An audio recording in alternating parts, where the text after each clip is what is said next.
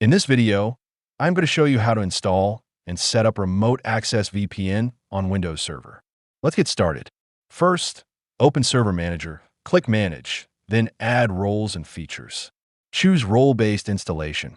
Select your server, then check Remote Access and click Next. Under Role Services, select Direct Access and VPN, RRAS, then click Install and wait for it to finish. Once installed, click the notification flag and open the Getting Started wizard. Then choose Deploy VPN only. This will open routing and remote access. Right-click your server name and select Configure and enable routing and remote access. Choose Custom Configuration. Select VPN Access, then Finish and start the service. Next, go to Server Properties, open the IPv4 tab, and set a static IP address pool for VPN clients.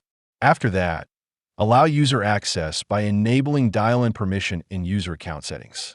Finally, make sure the required ports like 1723, 500, 4500, or 443 are open in your firewall and router. That's it. Your Windows Server VPN is now set up and ready to use. If you want to support our channel, feel free to use our affiliate link in the description below. Thanks for watching, and I will see you in my next video.